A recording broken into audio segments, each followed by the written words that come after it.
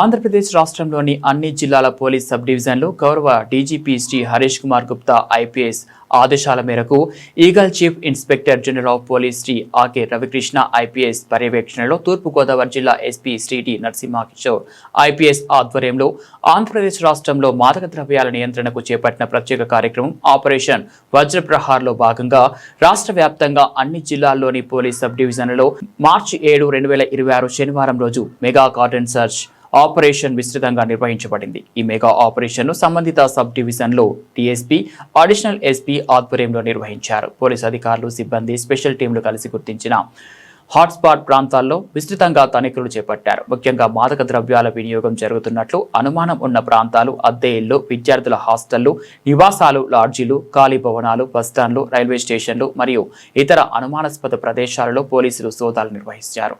మిత్రులారా, ఏ దేశానికైనా యువతే శక్తి, సమాజం మరియు దేశం అభివృద్ధిలో యువత శక్తి ముఖ్యమైన పాత్ర పోషిస్తుంది।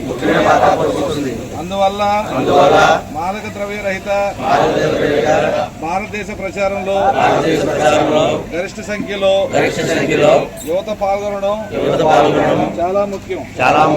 దేశం యొక్క ఈ సవాలును స్వీకరిస్తూ ఈ రోజు మనం నషాముక్త్ భారత్ అభియాన్ కింద ఐక్యమై సమాజం, కుటుంబం, స్నేహితులు మాత్రమే కాకుండా మనం కూడా మాదక ద్రవ్య రహితంగా ఉంటామని ప్రతిజ్ఞ చేస్తున్నాము। ఎందుకంటే మాకు మనతోనే ప్రారంభం కావాలి కాబట్టి మనందరం కలిసి మన ఆంధ్రప్రదేశ్ రాష్ట్రాన్ని మాదక ద్రవ్య రహితంగా మార్చడానికి దృఢమైన నిర్ణయం తీసుకుందాం।